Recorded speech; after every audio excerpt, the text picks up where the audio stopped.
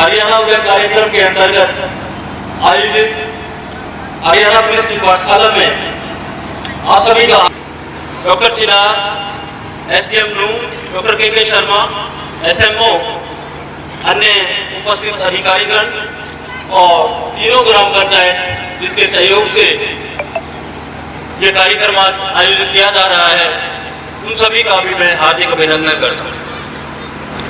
इससे पहले कि मैं अपना वक्तव्य प्रारंभ करूं, आपको बताना चाहूंगा कि हरियाणा सरकार ने और हरियाणा पुलिस ने हमारे समाज से जो बीमारियां जो जड़ तक जा चुकी है, उनको जड़ से उखाड़ फेंकने के लिए जो सेटअप तैयार किया है, उसकी थोड़ी सी मैं इंट्रोडक्शन आपको देना चाहूंगा। उसके बाद मैं अपना वक्तव्य दूंगा। इसके अंतर्गत एक स्पेशल हर जिले में जितनी यूनिट्स हैं, उसका नंबर भी मैं आपको अभी नोट करवाऊंगा, तो कोई सूचना देने को आप उस नंबर पर दे सकते हैं। दूसरा, सिविल प्रशासन की तरफ से सिविल के जितने भी विभाग हैं, सभी विभाग जो गांव से संबंधित है, जो गांव में काम करते हैं, उनकी एक विलेज मिशन टीम बनाई गई है। और विलेज मिशन टीम में आपकी जो एक टीम बैठी है, मैं एक बार कहूंगा कि ये खड़े हो जाए, जो विलेज मिशन टीम की सदस्य हमारे सामने बैठी हुई। ये आपके बीच की, आपके गांव की ही महिलाएं हैं जो विलेज मिशन टीम एक बनाई गई है। इस टीम का काम है, अब बैठ जाइए प्लीज। इस टीम का काम है कि आपके गांव आपके घर में जाके, आपके मोहल्लों में जाके ये सर्वे करेंगी कि कौन कौन गांव में नशा करने वाला आदमी है और किस प्रकार से उसको छुड़ाया जा सकता है, किस प्रकार को उस नशे की बीमारी से उसको बचाया जा सकता है। ये सर्वे करके एक लिस्ट तैयार करके हमें देंगी और उस लिस्ट पर हम आगे की कार्रवाई करेंगे। हम देखेंगे कि वो नशा छुड़वाने वाली कार्रवाई इसमें करनी है कि कानूनी कार्रवाई इसमें करनी है। तो ये सेटअप तैयार किया हुआ है। और मैं आपको बताना चाहूंगा कि प्रत्येक गांव के लिए इस टीम के अंतर्गत एक पुलिस वाला भी इंक्लूड किया गया है। और मैं बताना चाहूंगा, तीनों गांव के ग्राम प्रधान एक बार सामने आ जाए। लाटा शमशाबाद के लिए अनिल कुमार हेड कांस्टेबल जो आपके सामने है, इनको इंक्लूड किया गया। तो इस ग्राउंड लेवल पर ये टीमें हमने उतारी हैं तो कार्रवाई करें।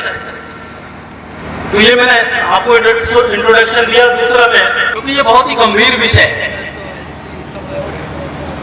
और ज्यादा ये गंभीर हो जाता है जब हमें सूचना मिलती है कि बच्चे इस नशे का शिकार हो रहे हैं। बच्चे का नशे का शिकार होने का मतलब है कि हमारे समाज की नींव हिलती जा रही है, क्योंकि बच्चे ही हमारा भविष्य है, भावी भारत के निर्माता है। अगर बच्चे ही इस नशे की गर्त में चले जाएंगे तो फिर देश का भविष्य भी अंधकार में चला जाएगा। तो इसलिए बहुत जरूरी है कि हर नागरिक की जिम्मेदारी बनती है कि इस नशे की गर्त में हम अपने युवा वर्ग को ना जाने। और मेवात की मैं बात करूं तो मेवात तो इस विषय में काफी बदनाम है। मेरे से पहले जो आपके गांव के व्यक्ति जो बता रहे थे कि बहुत ज्यादा हम इस विषय में बदनाम हो चुके हैं। और दोनों ही विषय से, दूसरा विषय साइबर क्राइम का है, उसके ऊपर भी मैं शॉर्ट में बात करूंगा। तो पहले हम नशे की अगर बात करें, देखिए नशे, आप लोग हमारी बात सुन रहे हैं, SP साहब की बात आप सुनेंगे तो हम ये समझ के जाएंगे यहाँ से कि आपने हमारी बात को अच्छे से समझ लिया और आप लोग जागरूक हो गए हैं।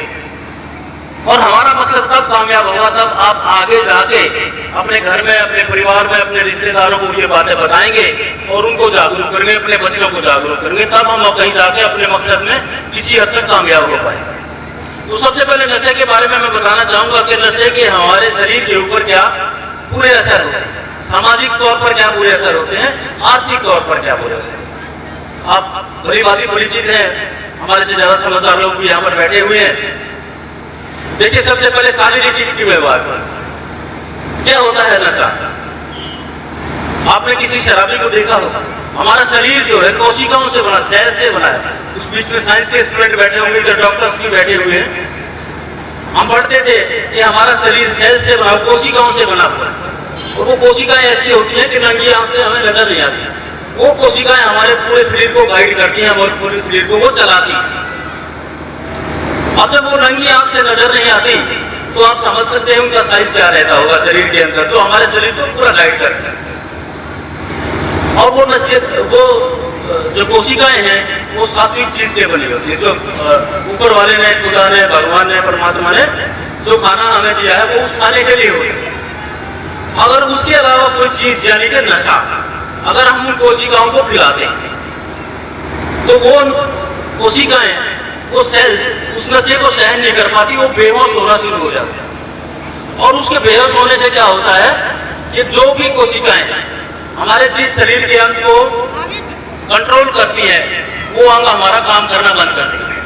आपने किसी शराबी को देखा होगा, वो कैसे चलता है? ऐसे चलता है। वो क्यों चल रहा है ऐसे? क्योंकि उसके शरीर को, उसके पैरों को जो कोशिकाएं कंट्रोल कर रही थी वो बेहोश पड़ी है, उसको गाइड नहीं कर पा रही है कि आपको कैसे चलना है। वो हाथ भी कैसे कैसे हिलाएगा, इसका क्या मतलब कि उसको हाथ को जो चीज कंट्रोल करी हुई थी उसके शरीर को, वो बेहोश है, वो उसको बता ही नहीं पा रही। अब मैं हाथ हिला रहा हूं ऐसे, इसका मतलब क्या है कि मेरे शरीर की जो कोशिकाएं वो मुझे गाइड कर रही है कि आपको क्या बोलना है, आपको कैसे हाथ हिलाना है, क्या एक्शन करना है। शराबी आपको आप देखोगे कुछ भी बोलता रहता है। मैं एक शराब नशे का एक शराब का नाम ले रहा हूं, इसमें नशे सारे हैं, असर हर एक नशे का शरीर के ऊपर वही होता है जो मैं बता रहा हूं। तो वो कोशिकाएं जिस पार्ट की भी होती है वो बेहोश होती है, तो आदमी कुछ भी बोलने लग जाता है, तो इसका मतलब उसकी जीभ को जो कोशिकाएं कंट्रोल की होती है वो भी बेहोश है। और फिर आप देखते हो कि 2 घंटे बाद, 3 घंटे बाद वो नॉर्मल हो जाता है। क्या होता है कि वो कोशिकाएं जोर मार के होश में आती है धीरे धीरे, तो फिर आदमी नॉर्मल हो जाता है। अब यही प्रक्रिया अगर आदमी रोजाना करेगा, रोजाना अगर इसी प्रैक्टिस को अपनाएगा, तो उन कोशिकाओं की भी एक कैपेसिटी दी है ऊपर वाले ने, खुदा ने कैपेसिटी दी है उसकी कि ये कितनी बार होश में आएंगी, 10 बार, 20 बार, 100 बार आ जाएंगी। लेकिन जब आदमी की कोई लिमिट ही नहीं है, रोज रोज रोज वो पीता रहता है, रोज रोज रोज रोज वो नशा करता रहता है, तो एक दिन क्या होगा, फिर वो कोशिकाएं डेड होना शुरू हो, मरना शुरू हो जाती है। वो कोशिकाएं जब मरना शुरू हो जाएगी तो जिस हमारे शरीर के हिस्से की कोशिका मर गई, वही हिस्सा हमारे शरीर का काम करना बंद कर देगा। तो इससे आप अंदाजा लगा सकते हैं कि कितना बुरा असर नशे का हमारे शरीर के ऊपर होता है। शराब का मैंने नाम लिया है, लेकिन हर एक नशा, कोई भी नशा, 100 तरह के नशे आते हैं। आप ये जो कुछ लोग बैठे हैं, यहाँ भी बैठे हैं जो नशा करते हैं, तो मेरे से ज्यादा जानते हैं कि किस किस चीज में नशा है। तो इस चीज से हम समझ सकते हैं और समझा सकते हैं कि नशे का हमारे शरीर पर कितना बुरा असर होता है। और अंत में जब वो अंग काम करना छोड़ देंगे तो आदमी की फिर मौत होनी निश्चित है। और वो जो परमात्मा ने, ऊपर वाले ने उसको जितनी सांसें दी थी वो पहले ही खत्म करके अपना चला जाए। ये तो हमारे शरीर का पर बुरा असर है नशे का। दूसरा सामाजिक तौर पर मैं समझता हूं कि नशा करने वाले की, कोई जो आदमी पढ़ा लिखा है, इज्जतदार आदमी है, नशा करने वाले की कोई इज्जत नहीं होती समाज में। उसको घर वाले भी कहते तुम पढ़ा रहे होने में तेरी कोई जरूरत नहीं है। तो ये सामाजिक व्यवस्था उसके लिए है। सामाजिक तौर पर एक नशा करने वाले की कोई इज्जत नहीं। और तीसरा आर्थिक, यानी कि वो घर का सब कुछ बेच देता है नशेड़ी, आखिर में घर से कुछ नहीं मिलता तो वो चोरी करना शुरू कर देता है। वो एक नया आदमी नई शराब पीनी किसी ने शुरू की थी और वो एक ठेके पर शराब लेने चला गया। वो पहली बार ठेके पर गया था, उसने देखा तो इतना सा सुराग था जिसमें से वो दारू बेच रहे थे। तो उसने कहा तो इसमें से तुम क्या दारू बेचते हो? सेलमैन, बंदे ने सेलमैन से कहा।